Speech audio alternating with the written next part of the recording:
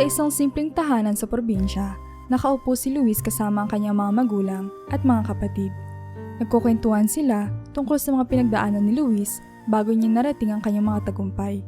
Ang init ng sikat ng araw ay pumapasok sa bintana ng kanilang sala, pero hindi iyon alintana ng pamilya dahil puno ng saya at pagmamalaki ang kanilang mga puso. Tatay, hindi ko pa rin makakalimutan yung mga panahong pinagsasabi kong pag-aaral at pagtulong sa bukid. Ang hirap noon, pero masarap balik-balikan kasi napatunayan kong lahat ng sakripisyo ay may kapalit. Sabi ni Luis habang inaalala ang kanyang pinagdaanan. Sumingit si Aling Nena, ang kanyang ina, habang nakangiti. Alam mo anak, ang hindi ko malilimutan ay nung halos wala kang tulog sa kaka-review mo para sa bar exam. Sabi ko pa nga sa tatay mo, baka masobrahan ka na ng pagod. Pero tingnan mo naman ngayon, nakangiti ka na at lahat ng hirap mo noon ay nagbunga na.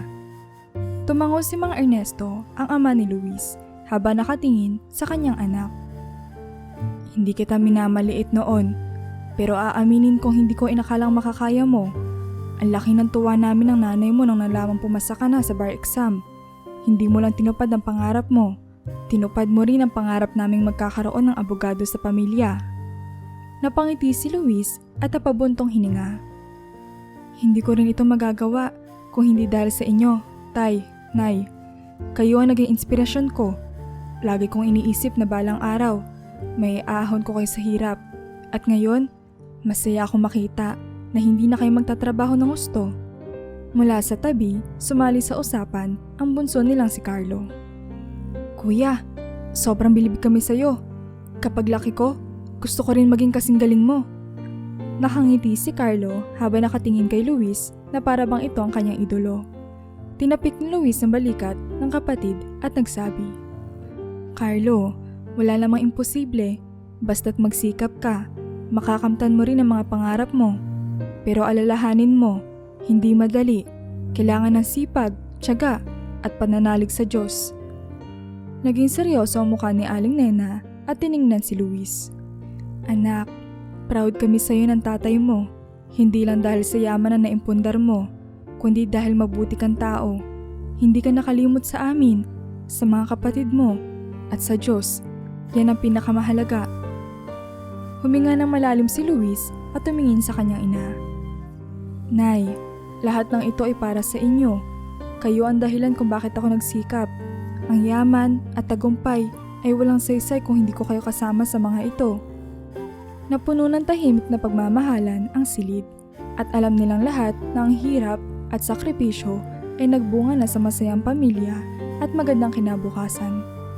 Si Luis ay hindi lang isang ganap na abogado, kundi isa na ring matagumpay na negosyante. Sa edad na 28, nakapagtayo na siya ng ilang negosyo mula sa isang maliit na law firm na lumago hanggang sa mga investment sa iba't ibang sektor. Naging matagumpay siya sa pagbuo ng sariling brand na kilala ngayon sa buong rehiyon. Isang umaga, habang nagkakape sila ng kanyang mga magulang sa kanilang bagong bahay sa syudad, napansin ni Aling Nena ang mga dokumentong dala ni Luis. Anak, ano yung mga papeles na yan? Tanong ni Aling Nena habang nakatitig sa mga folder sa harapan ni Luis. Mga expansion plans, Nay. Sagot ni Luis na may ngiti sa labi. Plano ko kasing magbukas pa ng ibang branches ng firm ko sa ibang probinsya. May mga bagong oportunidad na gusto kong subukan sa real estate at construction. Grabe Luis, sobrang laki na ng inabot mo. Sabi ni Mang Ernesto habang iniiling ang ulo sa pagkakabilib. Minsan naiisip ko, ito ba talaga ang dating anak kong tumutulong sa akin magtanim ng palay? Napatawa si Luis. Tay, hindi ko pa rin kinakalimutan lahat ng natutunan ko sa inyo. Kung hindi ako nasanay sa sipag at tiyaga sa bukid, malamang hindi ko magagawa ang lahat ng ito. Pero ngayon, ibang uri ng pagtatanim na ang ginagawa ko. Nagtatanim ng mga investment na umaani ng tagumpay. Paano yung mga empleyado mo? Kamusta naman sila? Tanong ni Aling Nena na palagi inaalala ang kalagayan ng mga tao sa paligid. Nay, okay na okay sila. Sa totoo lang, tinutulungan ko na rin silang umasenso.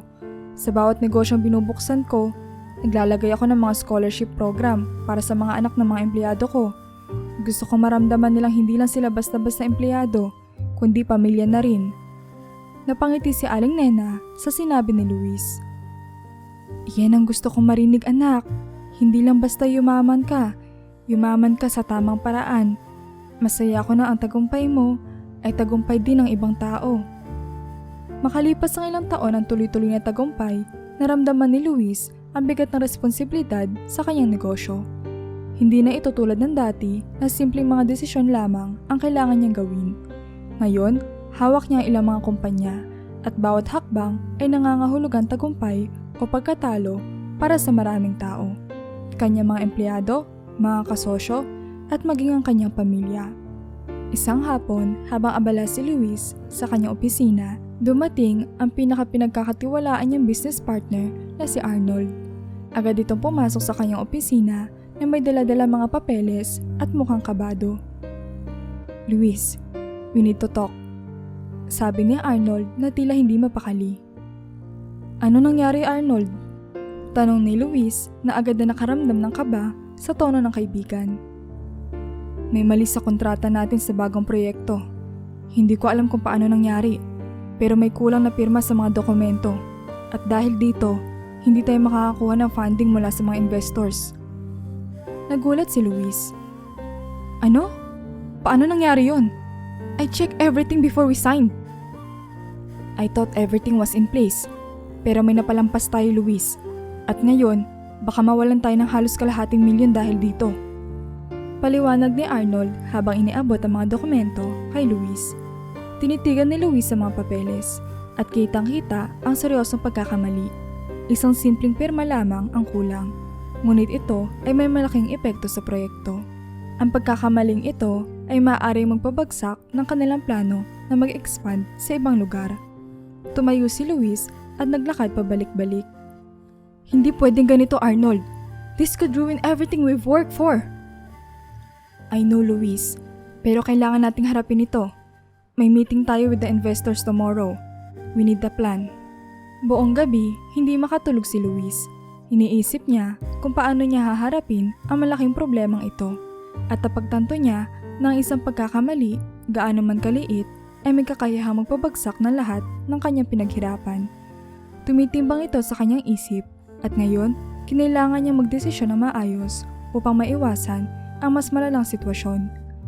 Sa kabila ng mga problema sa negosyo, hindi lamang trabaho ang bumabagabag kay Luis. May isa pang bagay na matagal na niyang gustong ayusin, ang kanyang personal na buhay. Matagal na niyang iniingatan ang nararamdaman niya para kay Mara, isang babaeng matagal na niyang kilala. Si Mara ay isang simpleng babae na malapit sa kanyang puso, ngunit palagi umiiwas na makisawsaw sa marangyang buhay ni Luis. Isang gabi, nagdesisyon si Luis na ayain si Mara na magkape at mag-usap. Pinili niya isang tahimik na lugar malayo sa ingay ng lungsod. Matagal na silang magkaibigan, ngunit ngayon, naramdaman ni Luis na ito na ang tamang panahon para ipahayag ang kanyang nararamdaman. Mara, alam ko matagal na tayo magkaibigan at ayoko sanang guluhin kung ano man ang meron tayo, pero kailangan ko na itong sabihin. Panimula ni Luis habang nagkakape sila sa isang maliit na cafe. Nakita ni Mara ang seryosong mukha ni Luis at tahimik lamang siya nakinig. Mahal kita, Mara. Diretsong sabi ni Luis.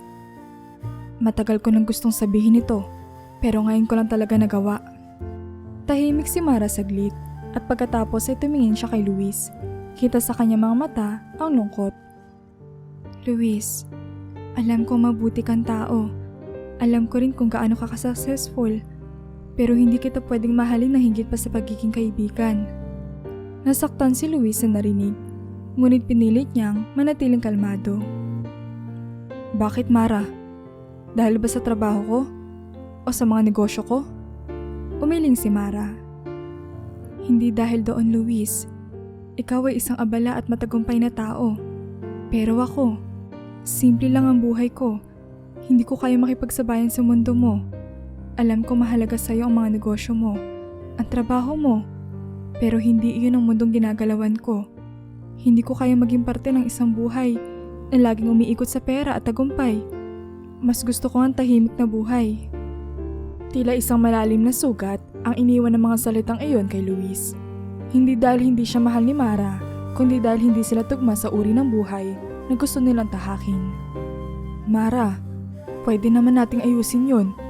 Pwede ako mag-adjust. Pwede kitang samahan sa tahimik na buhay na gusto mo. Pagsusumamo ni Luis, ngunit umiling ulit si Mara. Luis, hindi mo kailangan maguhin ang sarili mo para sa akin. Hindi kita pwedeng pigilan sa mga pangarap mo. Ipagpatuloy mo lang ang ginagawa mo. Alam ko malayo pa ang mararating mo. Dahan-dahan na tumayo si Mara. Nagpaalam na tila iyon na ang huling beses na magkikita sila ni Luis. Habang iniwan siya ni Mara sa cafe, naramdaman ni Luis ang bigat ng kanyang damdamin. Napagtanto niyang hindi lahat ng bagay ay makakamtan sa buhay kahit gaano ka ka-successful.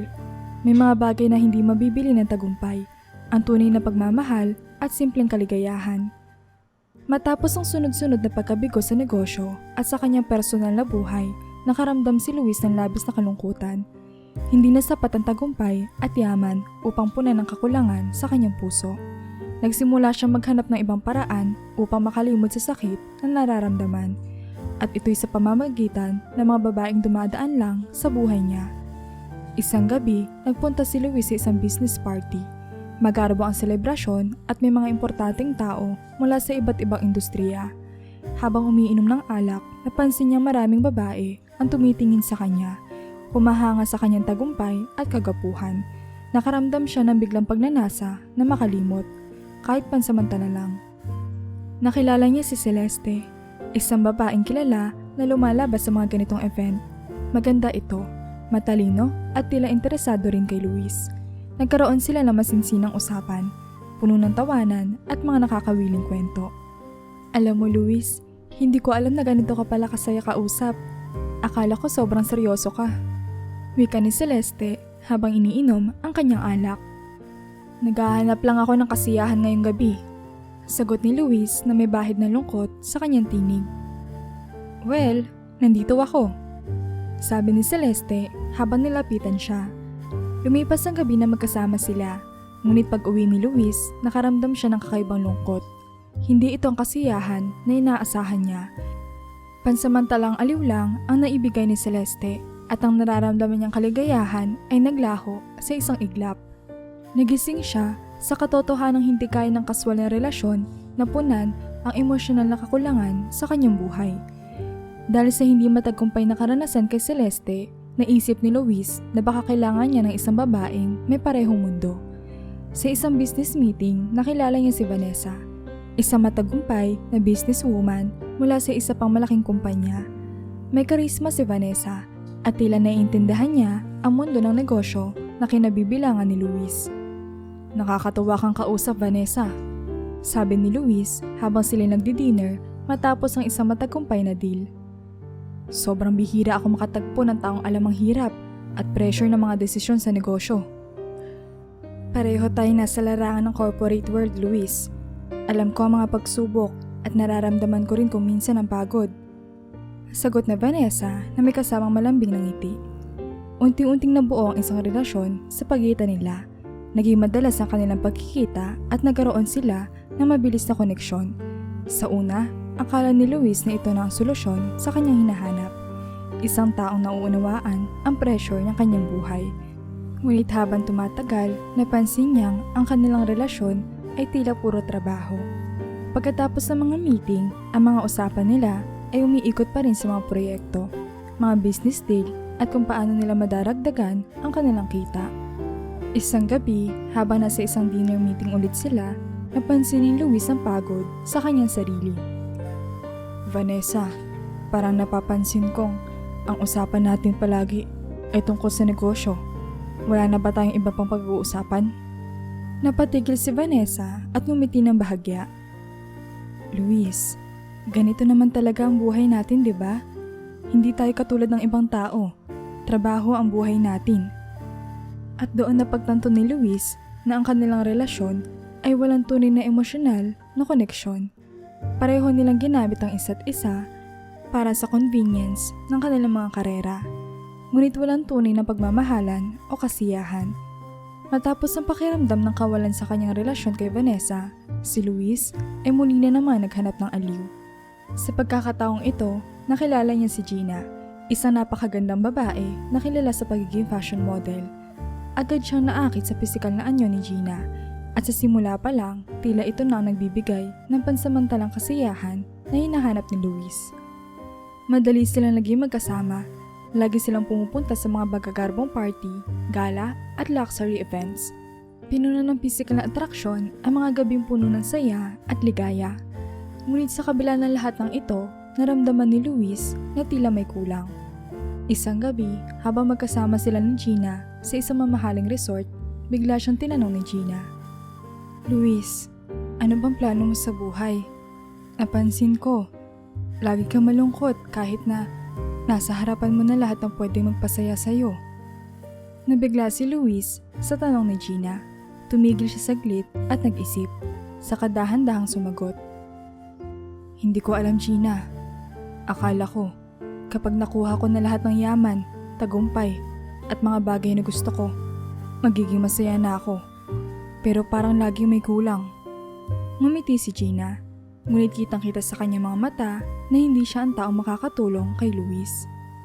"Hindi ko rin alam kung ano yung kulang, pero alam kong hindi ito mabubuo ng mga ganitong bagay lang, Luis." Sa mga salitang iyon, narealize ni Luis na kahit gaano pa kaganda ang buhay na mayroon siya, kahit gaano pa karami ang babaeng pumasok sa buhay niya, wala itong tunay na halaga kung walang emosyonal na koneksyon. Sa bawat relasyon na sinubukan ni Luis, mas lalo siyang nalulubog sa kalungkutan. Ang kanyang paghahanap ng kasiyahan sa mga casual na relasyon at sa mga babaeng konektado sa kanyang negosyo o batay lamang sa pisikal na atraksyon ay nagdulot ng mas malalim na pagkakadama ng kawalan ng halaga. Alam niyang kailangan niyang humanap ng mas malalim na koneksyon, isang relasyon na tunay at makakapagbigay sa kanya ng kaligayahan na hindi kaya bilhin ng yaman o tagumpay. Matapos ang kanyang mga nabigong relasyon at patuloy na pag-aalinlangan sa sarili, nagdesisyon si Luis na pansamantalang iwasan ang mga bagay na nagdadala ng stress sa kanya. Inimbitahan siya ng isang business partner sa isang charity event na gaganapin sa isang lokal na community center. Layunin ng event na tumulong sa mga nangangailangan, isang bagay na medyo malayo sa kanyang ginagalawang mundo ng negosyo. Pagdating ni Luis sa charity event, napansin niyang kakaiba ang atmosfera. Hindi ito tulad ng mga karaniwang glamorous events na dinadaluhan niya. Simple lang ang lahat, ngunit puno ng malasakit at saya. Habang naglalakad siya, napansin niya ang isang babae na abala sa pamamahagi ng pagkain sa mga batang nasa shelter. Tila natural at walang kaplastikan ang kilos ng babae. Nang tumingin ito sa kanyang direksyon, nagkatinginan sila ng ilang segundo. Lumapit si Luis at habang binibigay ng babae ang isang tray ng pagkain sa mga bata, ngumiti ito sa kanya. "Hi! Ikaw si Luis, diba? Narinig ko yung pangalan mo kanina sa announcement." Sabi ng babae habang nagpupunas ng pawis mula sa noo. "Oo, ako nga." Sagot ni Luis na medyo nagulat na kilala siya. "Ikaw, anong pangalan mo?" "Hana." Simpleng sagot nito. "Isa ako sa mga volunteer dito." Habang nag-uusap sila, naramdaman ni Luis ang pagiging totoo ni Hana. Walang pilit, walang pagkukunwari. Isang bagay na bihira niya makita sa mga nakilala niya sa mga high-profile events. Iba ang simpleng karisma ni Hana at agad na nadama ni Luis ang pagkagusto sa kanya. Lumipas ang ilang oras na magkasama sila, nagtutulungan sa pag-aayos ng mga mesa at pamamahagi ng pagkain. Para kay Luis, kakaiba ang pakiramdam na muling maging bahagi ng isang simpleng bagay. Malayo sa corporate world na kanya nakasanayan. Nagpalitan sila ng mga kwento at naramdaman ni Luis ang koneksyon na hindi niya nadama sa matagal ng panahon. Pagkatapos ng event, inimbitahan ni Luis si Hana na magkape. Ngunit ito'y magalang na tumanggi. "Salamat, Luis, pero kailangan ko na umuwi. May susunod pa akong volunteer work bukas. Maybe next time?" Napangiti si Luis sa sagot ni Hana. Hindi siya sanay na tinatanggihan, pero may kakaibang saya sa pagtanggi ni Hana. Para kay Luis, ito'y tila isang hamon at patunay na hindi ito tulad ng ibang babaeng nakilala niya. Dahil sa patuloy nilang komunikasyon at mga pagkikita pagkatapos ng charity event, lalong lumalim ang pagkagusto ni Luis kay Hana. Sa kanyang pagkakakilala sa kanya, nakita niya ang pagiging simple at mapagkumbaba ni Hana at lalo siya na-inspire sa dedikasyon nito sa pagtulong sa mga nangangailangan. Isang araw, nagdesisyon si Luis na sorpresahin si Hana. Bumili siya ng isang mamahaling regalo, isang luxury handbag na galing pa sa ibang bansa. Alam niyang si Hana ay hindi mahilig sa mga ganoong bagay, pero naisip niyang karapat-dapat ito sa isang bagay na maganda. Habang magkasama silang kumakain ng hapunan, inilabas ni Luis ang regalo. "Hana, may maliit akong regalo para sa'yo," sabi niya habang inilalagay ang kahon sa harap ni Hana. Napatingin si Hana sa kahon, halatang nagulat. "Ano to, Luis?" tanong niya habang dahan-dahang binubuksan ang kahon. Na makita niya ang mamahaling bag, biglang nag-iba ang ekspresyon ni Hana. "Luis, ang mahal nito. Bakit mo ko binibigyan ng ganito?" "Para sa'yo yan. Gusto ko lang ipakita kung gaano kita na-appreciate," sagot ni Luis, ngunit napansin niyang parang hindi natuwa si Hana sa kanyang regalo. Ibinalik ni Hana ang takip ng kahon at tumingin kay Luis. "Salamat, Luis. Sobrang na-appreciate ko to. Pero hindi ko kailangan ng ganito. Masaya na ako sa simpleng buhay. Hindi ko kailangan ng mamahaling bagay para mapansin ang halaga ko." Natameme si Luis. Hindi niya inaasahan ang ganitong tugon mula kay Hana. "Hana, gusto ko lang na mabigyan ka ng espesyal na bagay." "Espesyal na rin para sa akin yung oras na binibigay mo. Hindi ako tumitingin sa presyo o sa halaga ng bagay," sagot ni Hana na may seryosong tono.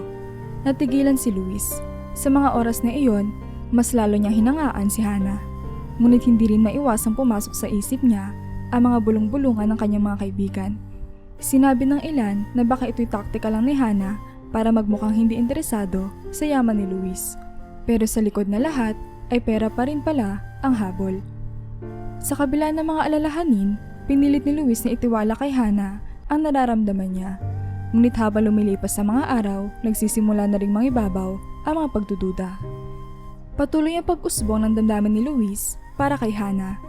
Ngunit sa kabila ng kanilang masayang pagkakaibigan at unti-unting pagde-develop ng relasyon, hindi maiiwasan ni Luis ang pag-aalinlangan na unti-unting kumakain sa kanyang isipan. Pinalalala pa ito ng mga bulong-bulungan mula sa kanyang mga kaibigan na nagsisimulang magtanong tungkol sa tunay na intensyon ni Hana. Isang gabi, inimbitahan si Luis sa isang business party na puno ng mga bigating personalidad sa kanilang industriya. Sa gitna ng masayang kwentuhan, narinig niyang pinag-uusapan ang pangalan ni Hana ng ilang kilalang negosyante sa isang sulok ng silid.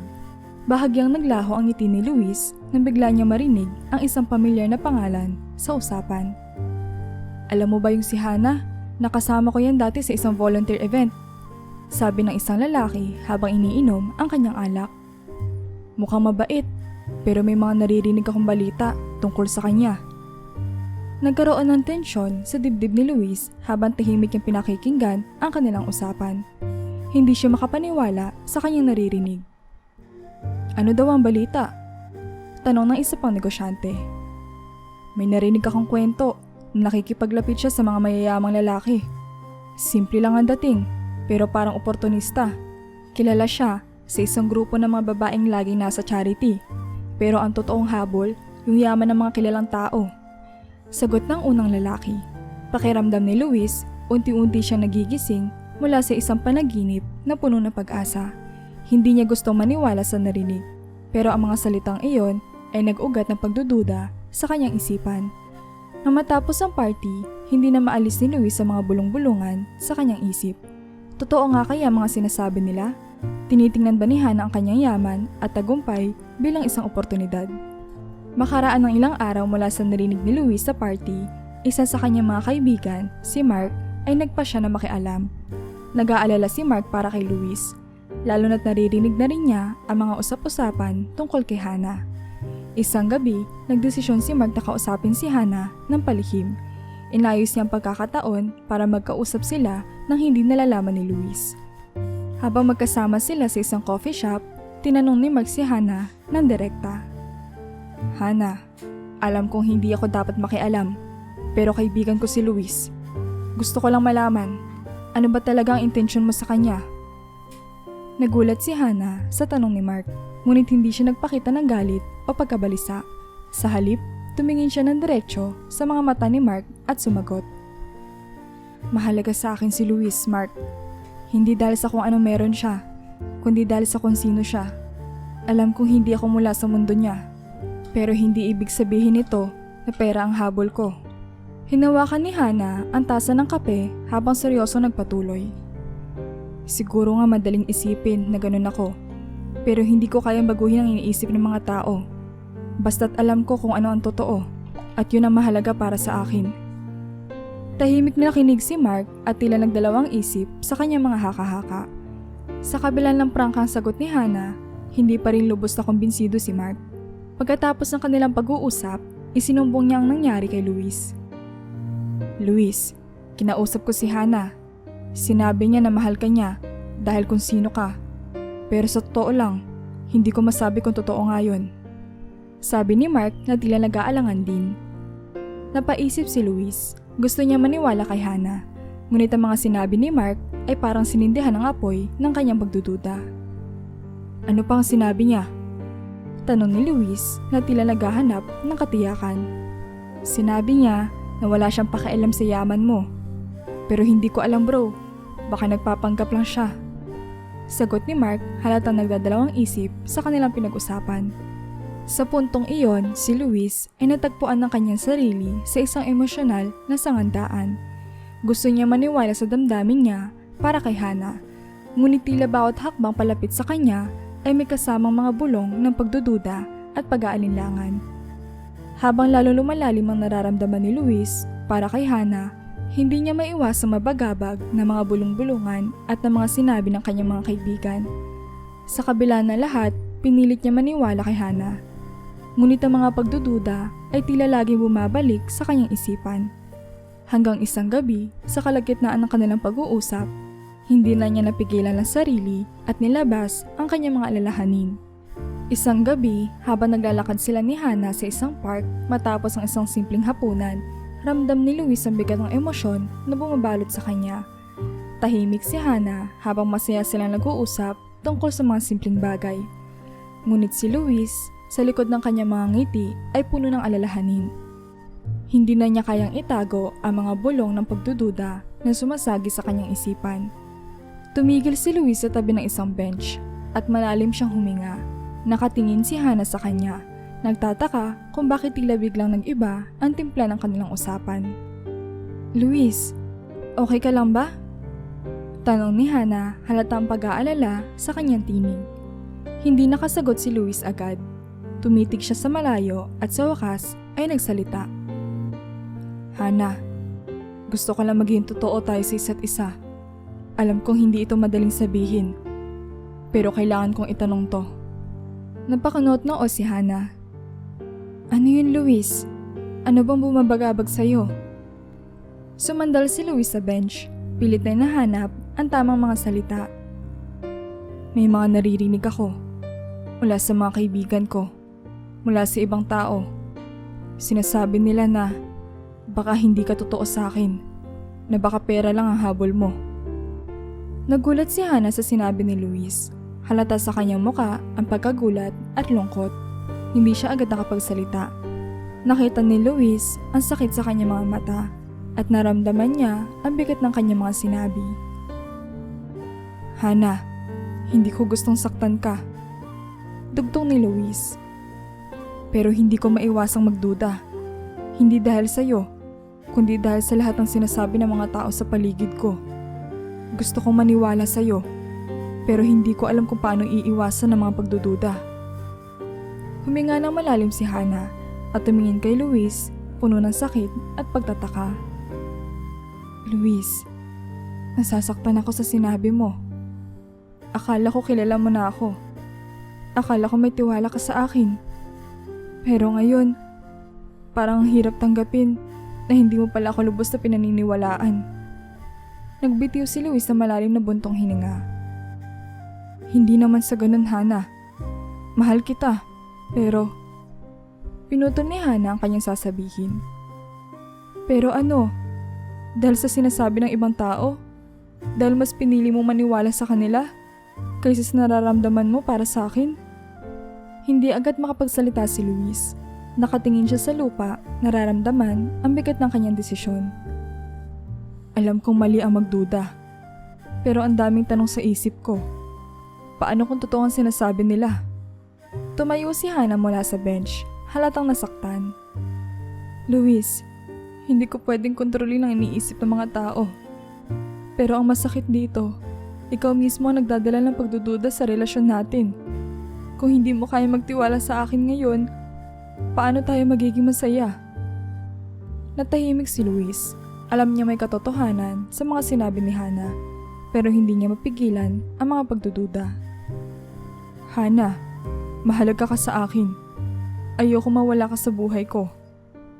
Sabi ni Luis, halos nagmamakaawa. Ngunit umiling si Hana. Hindi lang mahalaga ang pagmamahal, Luis. Kailangan din ng tiwala. Kung wala yon, wala ring halaga ang nararamdaman mo. Dahan-dahan naglakad si Hana palayo. Sa bawat hakbang na lumalayo siya, ramdam ni Luis na parang lumalayo rin ang pagkakataong ayusin ang lahat. Napalunok siya at kahit gusto niyang habulin si Hana, nanatili siya nakaupo na may pakiramdam ng pagkalito, pagkalungkot at panghihinayang. Habang naglalakad si Hana palayo, hindi maiwasan ni Luis na isipin kung tama bang pakinggan ang mga bulong-bulungan ng iba o kung mas mahalaga ang dapat niyang nararamdaman. Matapos ang huling alitan ni Luis at ni Hana, hindi pa rin makapagdesisyon si Luis kung paano haharapin ang sitwasyon. Sa kabila ng lahat, mahal pa rin niya si Hana. Ngunit ang mga bulong-bulungan at sariling pagdududa ay tila sumira sa kanilang relasyon. Hanggang sa isang gabi, habang kasama ang kanyang mga kaibigan, naisipan ni Luis na gumawa ng isang kakaibang plano. Isang paraan para subukin kung totoo nga ang pagmamahal ni Hana. Isang gabing tahimik, nagtipon sina Luis at ang kanyang malalapit na kaibigan sa kanyang bahay. Nakaupo sila sa paligid ng isang mesa, habang seryoso nilang pinag-uusapan ang plano ni Luis na subukan si Hana sa paraang hindi pangkaraniwan. Bro, sigurado ka ba sa plano mo? Tanong ni Mark na siya ang unang nakausap ni Hana noong nakaraang linggo. Ito ang klase ng plano na pwedeng hindi mo na mabawi. Tumitig si Luis sa kanyang baso ng alak bago sumagot. Wala na akong ibang maisip na paraan, Mark. Hindi ko alam kung ano ang totoo. Nandiyan ang pagmamahal ko, pero lagi may pagdududa sa likod ng isip ko. Kailangan ko malaman kung totoo siya. Sumingit si Carlo, isa pang kaibigan ni Luis, na dating kilala sa kanilang barkadahan bilang madiskarte at palagi may papanlingkang ideya. Sige, kung gusto mo talagang gawin to, kailangan nating maging maingat. Magkanwari tayo na aksidente ka, pero siguraduhin natin na lahat ay naniniwala. Kailangan magtago ka ng ilang araw at kukumbinsihin natin si Hana na patay ka na. Tahimik na nakinig si Luis, halata nag-aalala pero desidido. Paano natin gagawin yun? Nagpatuloy si Carlo. Maghanap tayo ng doktor na kakilala natin. Siguro sa ospital na hindi masyadong kilala, para kunwaring may certificate ng death mo. Tapos, sasabihin natin kay Hana na hindi na siya pwedeng makita sa ospital dahil idiniretso na ang katawan mo sa cremation. Napalunok si Luis. At paano kapag kinausap ni Hana ang pamilya ko? Sumagot si Mark. Kami na ang bahala sa pagpacify sa pamilya mo. Sabihin nating napag-usapan na bago pa mangyari ang aksidente, na gusto mong tahimik lang ang libing. Lahat ng detalye, tayo ang may kontrol. Napaisip si Luis habang bumibigat ang kanyang desisyon. Alam niya maaaring masaktan si Hana ng sobra sa planong ito. Pero gusto niya makita kung paano siya kikilos at kung totoo nga ba ang pagmamahal nito. Sa huli, pumayag siya. Okay, gawin na natin. Pero siguraduhin nating walang magiging problema. Hindi ko kaya mawala siya kung hindi naman totoo ang lahat ng ito. Nagpalakpakan ang mga kaibigan ni Luis. Pero sa loob ng kanyang puso, may nararamdaman siya matinding pangamba. Alam niya mapanganib ang plano. Ngunit sa isip niya, ito na ang huling paraan upang matiyak kung talagang totoo ang pagmamahal ni Hana sa kanya. Matapos ang ilang araw ng tahimik na paghahanda, naganap na ang tinakdang aksidente. Kasama ng mga kaibigan ni Luis, sinadya nilang ibalita kay Hannah na si Luis ay naaksidente habang pauwi mula sa isang business meeting. Si Mark, na siyang pinagkakatiwalaan ni Luis, ang may hawak ng malaking responsibilidad na iparating ang masamang balita. Isang hapon, nagpunta si Mark sa bahay ni Hannah. Malungkot ang ekspresyon niya habang dala ang mabigat na balita. Nang magbukas ng pinto si Hannah, napansin agad ni Mark ang kasimplihan ng bahay nito at nagdulot ito ng kaunting alinlangan sa kanya. Masyado bang mapait ang plano na to? Tanong niya sa sarili pero itinuloy pa rin ang pakay. Hannah, kailangan nating mag-usap. Malungkot na sabi ni Mark halatang may bigat sa kanyang boses. Nabahala si Hannah at agad na lumapit. Mark, ano nangyari? Bakit parang ang lungkot mo? Hindi nag-aksaya ng oras si Mark at diretsong sinabi ang balita. Naaksidente si Luis, Hannah. Papauwi siya mula sa isang business meeting kagabi. Hindi na siya nakaligtas. Napatulala si Hannah sa kanyang narinig. Halos hindi siya makapaniwala. Anong sinasabi mo, Mark? Hindi. Hindi pwedeng totoo yan. Huminga siya ng malalim. Pilit iniintindi ang sinasabi ni Mark. Pero parang natutulero ang kanyang utak sa sakit ng balita. Si Luis. Wala na siya. Dugtong ni Mark habang tila pilit na pinapakalma ang kanyang sariling damdamin. Halos hindi makapagsalita si Hannah. Nakapako ang tingin sa malayo at tila hindi alam kung paano haharapin ang sinapit ni Luis. Gusto ko siyang makita, Mark. Kailangan ko siyang makita. Hindi ko kayang basta nalang maniwala nang hindi ko siya nakikita. Ngunit inihanda na ni Mark ang sagot sa tanong na ito. Hannah, hindi na pwedeng makita si Luis. Idiniretso na ang katawan niya sa cremation. Wala lang pagkakataon na makita mo siya. Tila pinagsakloban ng langit at lupa si Hannah. Niyakap niya ang sarili, umiiyak at hindi malaman kung ano ang susunod na gagawin. Napuno ng lungkot at pangungulila ang kanyang puso. Parang nawalan ng bahagi ang kanyang buhay. Walang ibang makakapuno sa pagkawala ni Luis. Sa mga oras na iyon, si Luis, na nasa tagong silid at lihim na nagmamasid, ay ramdam ang sakit na nararamdaman ni Hannah. Sa bawat hikbi nito, tila isang bahagi ng kanyang plano ang nadurog. Alam niyang malalim ang sugat na idinudulot ng kanyang pagkukunwari. Pero kailangan niya makita kung anong susunod na gagawin ni Hannah. Habang umiiyak si Hannah, pumasok sa kanyang isipan ang mga alaala nila ni Luis. Mga tawanan, usapan at mga pangarap na hindi na matutupad. Sa mga oras na iyon, isang tanong ang bumabalot sa kanyang isipan. Bakit siya iniwan ng ganito kabilis? Sa kanyang pagluha, isang bagay ang nagiging malinaw kay Hannah. Mahal niya si Luis. Hindi dahil sa kanyang yaman o tagumpay, kundi dahil sa kung sino siya bilang tao. Pagkalipas ng ilang araw mula nang malaman ni Hannah ang pagkamatay ni Luis, patuloy siya nalulunod sa kalungkutan. Hindi siya makapaniwala na sa isang iglap nawala si Luis sa buhay niya. Samantala, patuloy ang plano ni Luis at ng kanyang mga kaibigan. Pinapanood nila ang bawat kilos ni Hannah at naghihintay ng tamang pagkakataon upang subukin kung totoo nga ang pagmamahal nito. Isang umaga, isang malaki at mamahaling sasakyan ang huminto sa harap ng bahay ni Hannah. Ang pamilya ni Luis, kasama ang kanyang mga magulang at abogado, ay dumating upang makipag-usap sa kanya. Naguluhan si Hannah sa kanilang pagdating, ngunit agad niyang pinatuloy ang mga ito. Kahit naramdaman bigat ng kanyang puso dahil sa kalungkutang iniwan ng pagkawala ni Luis. Magandang umaga, Hannah. Bati ng ina ni Luis, si Aling Silya. Kita sa kanyang mukha ang lungkot, ngunit may halong seryosong intensyon ang kanyang pagbisita. Kasama niya ang abogado ng pamilya at alam ni Hannah na ang pagbisitang ito ay may kinalaman sa yaman ni Luis. Nandito kami dahil nais naming ipaalam sa iyo ang tungkol sa huling habilin ni Luis. Sabi ng abogado sabay abot ng ilang mga dokumento kay Hannah. May naiwan siya malaking bahagi ng kanyang mga ari-arian at nais ng pamilya na magbigay ng tulong sa iyo. Natigilan si Hannah, hindi niya inaasahan ang ganitong alok lalo pat kasalukuyan siyang nagdadalamhati. Tulong? Ano pong ibig niyo sabihin?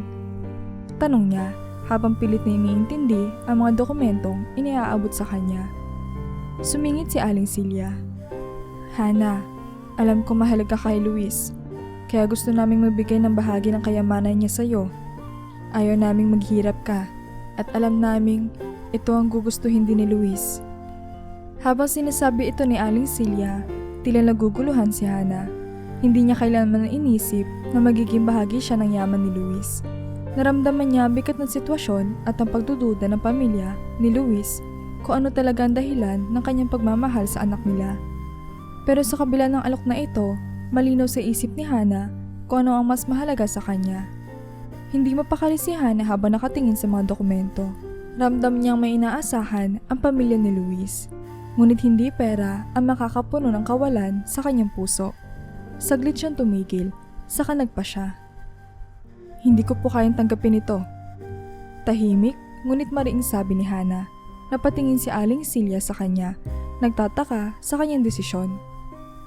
Bakit Hana? Tanong ni Aling Silya, halata ang pag-aalala.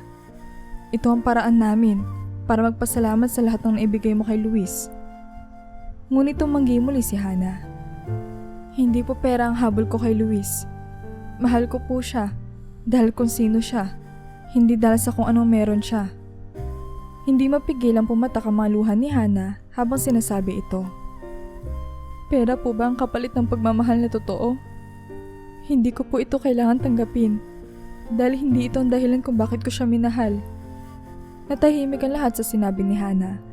Kita sa mukha ng pamilya ni Luis ang pagkagulat, ngunit naroon din ang paggalang. Alam nilang hindi pera o yaman ang nag-uudyo kay Hana. Naisip ni Aling Silya na marahil ay totoo ang nararamdaman ni Hana para kay Luis. Tanggapin mo na lang Hana. Alam namin hindi mo pinili si Luis dahil sa kanyang yaman, pero ito ang gusto ng pamilya. Pilit ng abogado, ngunit umiling si Hana. Hindi ko po kailangan ng anuman mula sa inyo. Ang tanging hiling ko lang ay makapiling ko ulit si Luis, pero alam ko hindi na yun mangyayari.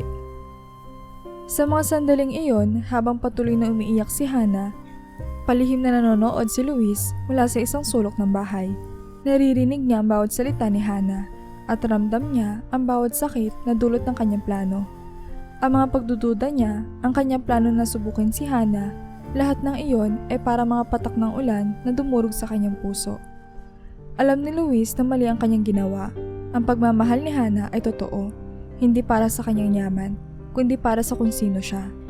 At sa mga sandaling iyon, naramdaman ni Luis ang pinakamalalim na pagsisisi.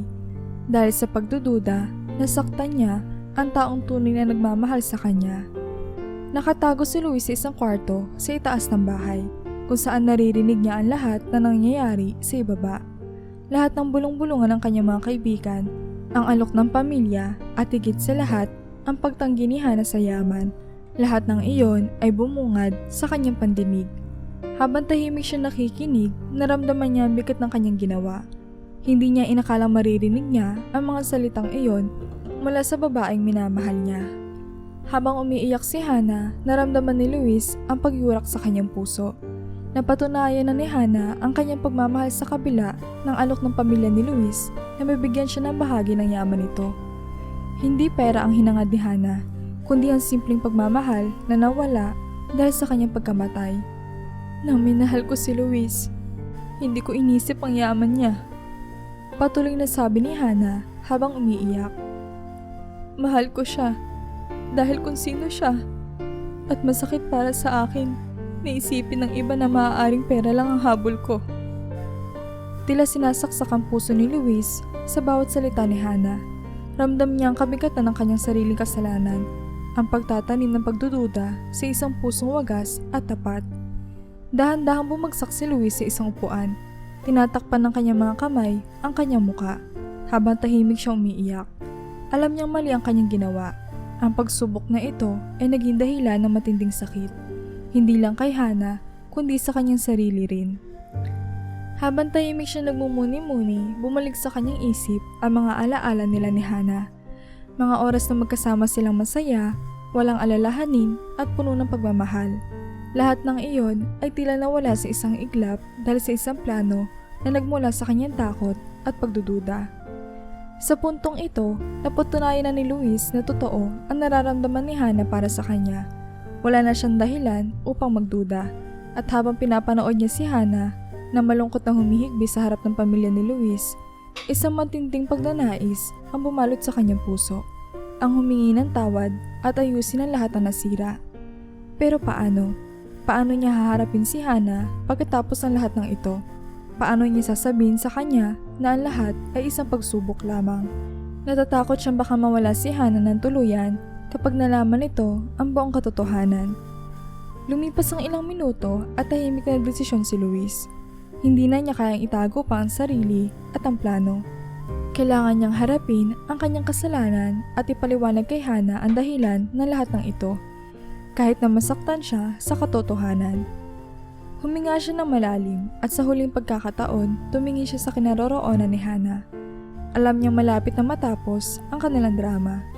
Ngunit sa puso niya, nagsisimula pa lamang ang tunay na pagsubok, ang paghingi ng tawad at ang pag-amin ng kanyang pagkakamali. Pagkatapos ng ilang minutong pagninilay-nilay, nagdesisyon si Luis na harapin ang katotohanan. Gaano man ito kasakit. Hindi na niya kayang itago ang plano. Kailangan niyang humingi ng tawad kay Hana at ipaliwanag ang dahilan sa likod ng kanyang mga aksyon. Hindi na mahalaga kung ano ang mangyayari. Alam niyang kailangan niyang itama ang lahat. Lumabas siya mula sa kwarto at tahimik na bumaba ng hagdan. Habang si Hana ay naroon pa rin sa sala, umiiyak at naguguluhan. Nang makita siya ni Aling Silya at ng mga kaibigan, natigilan ang lahat. Tahimik na bumaling si Hana sa direksyon ni Luis. Gulat at halatang hindi makapaniwala sa kanyang nakikita. "Luis?" Tanong ni Hana, namumuo ang galit at lungkot sa kanyang mga mata. "Anong ibig sabihin nito? Paano?" Huminga ng malalim si Luis. Nilapitan niya si Hana at lumuhod sa harap nito. Kitang-kita sa mukha ni Luis ang bigat ng kanyang desisyon. At sa kanyang mga mata, ramdam niya ang pagsisisi. "Hana, patawarin mo ako. Alam kong wala akong karapatang humingi ng tawad. Pero ginawa ko ito dahil nagduda ako sa'yo. Nagplano kami ng lahat ng ito para subukin kung totoo ang pagmamahal mo sa akin." Tahimik si Hana, hindi pa rin makapaniwala sa kanyang naririnig. Ang sakit ng ginawa ni Luis ay hindi madaling mapawi at naramdam ni Luis na nahihirapan si Hana na intindihin ang buong sitwasyon. "Hindi mo dapat ginawa to, Luis," sabi ni Hana, nanginginig ang kanyang boses. "Mahal kita, pero bakit mo kinailangan magduda? Hindi ba sapat na ipakita ko sa'yo kung gaano kita kamahal?" Napatungo si Luis, ramdam ang bigat ng kanyang pagkakamali. "Mali ako, Hana. Hindi ko naisip na ganito kasakit ang magiging resulta ng plano ko. At ngayon, ako ang nasasaktan dahil alam kong sinaktan kita." Sumingit si Mark na kasama rin sa plano at lumapit kay Hana. "Hana, alam naming mali kami. Kasama kami sa lahat ng ito at humihingi kami ng tawad. Pinilit namin si Luis na gawin ito dahil gusto namin makasiguro siya. Pero ngayon, alam na namin kung gaano kasakit ang mga ginawa namin." Si Aling Silya naman ay lumapit din kay Hana, hawak ang kamay ng dalaga. "Hana, patawarin mo rin kami. Bilang pamilya ni Luis, hinayaan naming mangyari ito dahil gusto naming protektahan siya.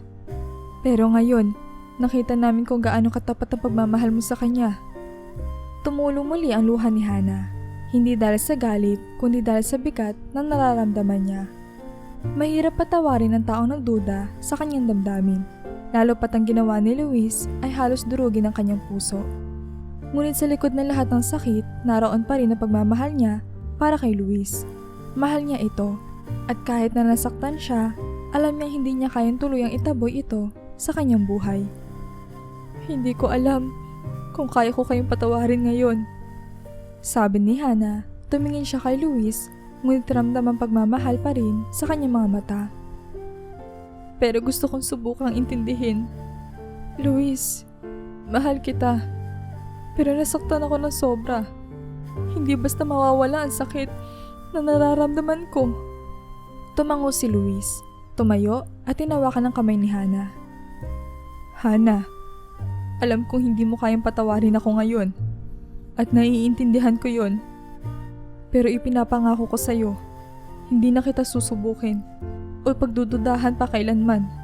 Ikaw ang taong mahal ko at handa akong gawin ang lahat para maitama ang pagkakamali ko. Sa gitna ng emosyonal na sandaling iyon, lumuhod si Luis sa harap ni Hana at inilabas ang isang singsing.